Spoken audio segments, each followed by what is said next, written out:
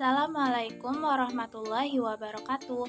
Perkenalkan, nama saya Istiqomah. Saya dari kelas 12 TKJ 1. Di sini saya akan membahas secara singkat mengenai media promosi untuk pembelajaran produk kreatif dan kewirausahaan kelas 12.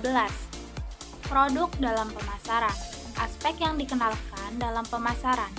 Pemasaran adalah kegiatan atau aktivitas yang dilakukan untuk menghasilkan suatu barang atau jasa, di mana kegiatan ini meneliti kebutuhan dan keinginan konsumen, menghasilkan barang atau jasa, menentukan harga, mempromosikan dan mendistribusikan barang dan jasa.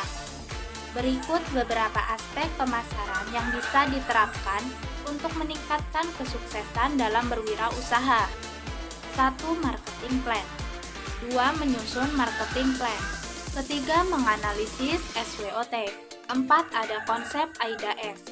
Tujuan dari setiap pemasaran ialah menimbulkan kepuasan bagi konsumen. Jika konsumen puas terhadap barang tersebut atau terhadap pelayanan toko tersebut, maka konsumen akan melakukan pembelian ulang. Jika konsumen tidak puas, maka dia tidak akan melakukan pembelian ulang dan akan memberikan reaksi negatif hingga pemasaran produk tersebut tidak mencapai sasaran. Hal ini dapat menimbulkan kegagalan bagi perusahaan. Efisiensi pemasaran. Yang dimaksud dengan efisiensi pemasaran adalah seberapa besar pengorbanan yang harus dikeluarkan dalam kegiatan pemasaran, menunjang hasil yang bisa didapatkan dari kegiatan pemasaran tersebut. 1. Biaya pemasaran. Biaya pemasaran menunjukkan bagian dari pembayaran konsumen yang diperlukan untuk menutupi biaya yang dikeluarkan dalam proses pemasaran, mulai dari biaya transportasi, biaya pengemasan, biaya penyimpanan atau penggudangan, biaya pemesanan, biaya merek dagang, pajak, dan biaya resiko kerusakan. 2. Saluran pemasaran. Saluran pemasaran adalah proses perpindahan barang dari produsen ke konsumen akhir melalui proses distribusi. Adapun beberapa saluran distribusi. A. Saluran distribusi langsung. B. Saluran distribusi yang menggunakan suatu perantara. C. Saluran distribusi yang menggunakan dua kelompok pedagang besar dan pengecer. D. Saluran distribusi yang menggunakan tiga pedagang perantara. Margin pasar. Menurut Kohl dan UHL dalam Astin Akitasan 2004 mendefinisikan margin pemasaran merupakan rasio antara nilai tambah yang diperoleh pelaku pemasaran tersebut dan harga yang dibayarkan oleh konsumen. Sementara itu, Downey dan Crocker 1981, margin pemasaran adalah perbedaan antara harga penjualan produk pada dua tahapan yang berurutan dalam saluran distribusi pemasaran produk yang bersangkutan. Berdasarkan beberapa pengertian di atas, dapat disimpulkan bahwa margin pemasaran merupakan perbedaan atau selisih antara harga penjualan yang diterima setiap lembaga pemasaran pada dua tahapan yang berurutan. Ada beberapa faktor yang mempengaruhi besar kecilnya margin data pemasaran, antara lain banyaknya lembaga yang terlibat dalam proses pemasaran produk tersebut atau panjang produk yang dilalui untuk mencapai pasar. Menurut Rashid dan Chaudhry dalam Basirun DKK 1991 mengumumkan bahwa ada dua unsur yang mempengaruhi margin pemasaran, yaitu 1. Biaya yang dikeluarkan untuk menjalankan fungsi tata niaga seperti mengumpulkan, pengolahan, penyimpanan, pengepakan, dan lain-lain. 2. Besar keuntungan dari pasar-pasar perantara atau keuntungan pedagang perantara. Analisis pasar. A. Luas pasar. Pasar adalah tempat bertemunya penjual dan pembeli yang melakukan transaksi untuk menentukan nilai harga dari barang atau jasa. Dalam arti luas, pasar merupakan kejadian di mana bertemunya penawaran dan permintaan yang menyebabkan terjadinya proses jual-beli antara penjual dan pembeli, yang bertemu secara langsung atau tidak. B. Analisis potensi pasar, atau dikenal dengan market share, merupakan indikator perusahaan yang mampu menjelaskan tentang kemampuan perusahaan menguasai pasar dan kedudukan perusahaan di pasar pesaing. Elemen dalam pemasaran. Elemen-elemen penting dalam konsep pemasaran meliputi 1. Market oriented, berorientasi pada keinginan konsumen. 2. Penyusunan kegiatan pemasaran secara terpadu. 3. Pencapaian tingkat kepuasan para konsumen. Beberapa istilah yang sangat penting dalam konteks pemasaran adalah A. Produk, yang meliputi barang, jasa, ide, dan lain-lain. B. Nilai. C. Biaya. Biaya adalah harga yang harus dibayar oleh konsumen atas produk yang sedang dikonsumsi. D. Kepuasan pelanggan. E. Pasar penjualan produk, tempat yang berisi semua pelanggan potensial yang memang berniat untuk transaksi terhadap suatu produk. Lingkungan pemasaran mencakup 3 lingkungan, yaitu lingkungan pemasaran mikro, lingkungan pemasaran makro, dan lingkungan pemasaran global. Variabel yang tidak terkontrol oleh wirausahawan. A. Keadaan pesaing. Sulit bagi seorang pengusaha meramalkan kapan akan muncul saingan baru dalam produk yang sama. B. Perkembangan teknologi. C. Perubahan demografi. D. Kebijakan politik dan ekonomi pemerintah. E. Sumber daya alam. Media promosi. Media promosi adalah salah satu cara untuk memperkenalkan produk usaha kita. Dengan promosi, maka produk akan lebih mudah dikenal masyarakat dan mudah mencapai ke target konsumen.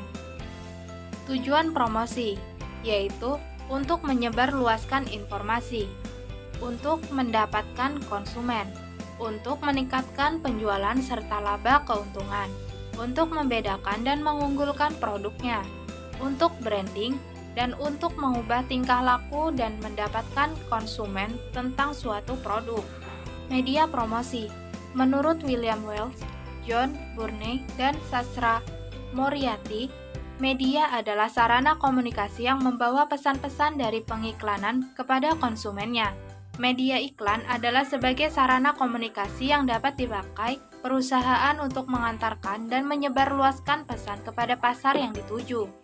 Promosi media cetak.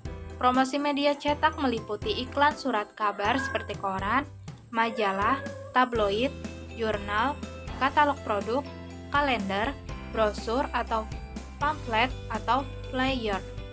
Promosi media internet meliputi Facebook, Twitter, Instagram, blog, YouTube, marketplace. Dalam marketplace itu meliputi marketplace, online shop, dan e-commerce. Promosi media elektronik seperti televisi, radio advertising, online advertising seperti website, YouTube, blog, dan iklan online lainnya. Domain name advertising. Promosi media luar ruangan meliputi billboards, baliho, shopping branding, neon box, spanduk, iklan tembok, dan media 3 dimensi. Promosi media cetak.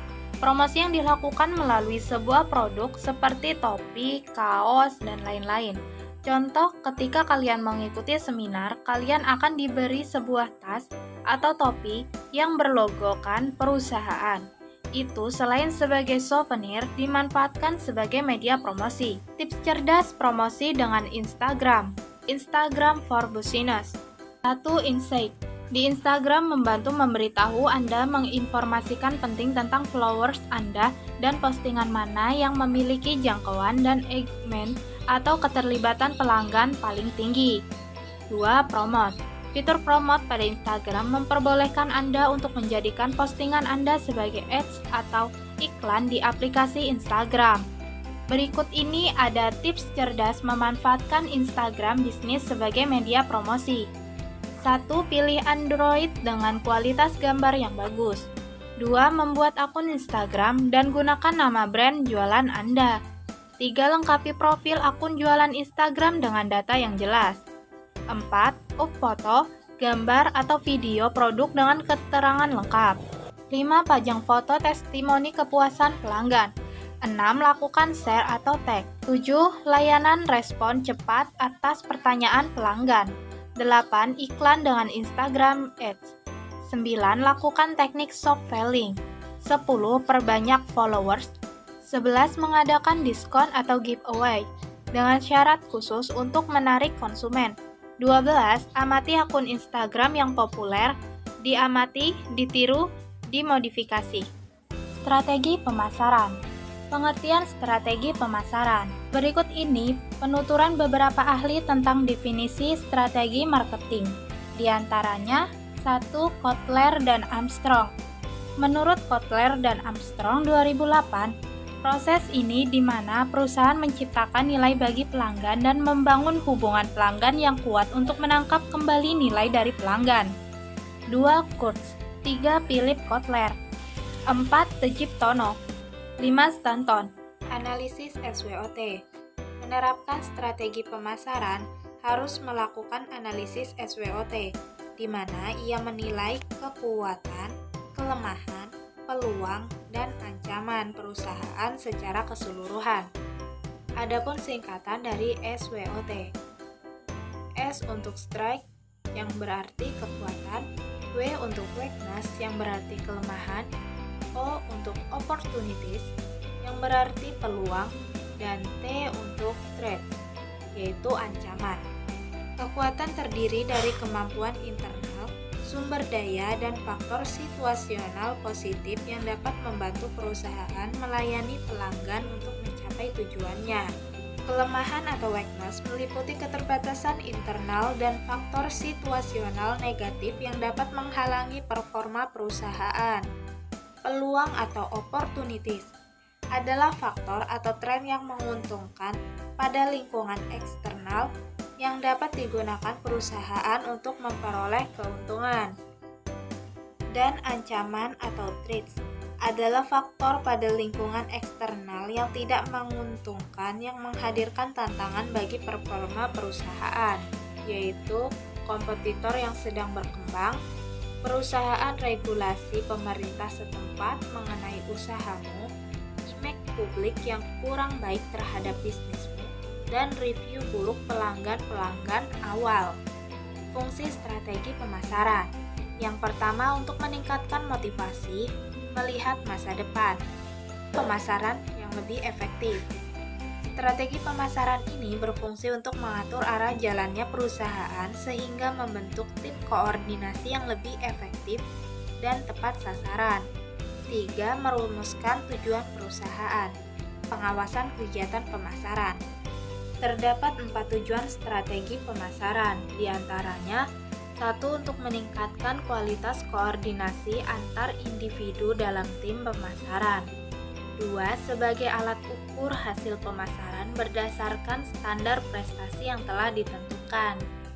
3. Sebagai dasar logis dalam mengambil keputusan pemasaran. Dan 4. Untuk meningkatkan kemampuan dalam beradaptasi bila terjadi perubahan dalam pemasaran. Faktor penyebab terjadinya perubahan strategi pemasaran.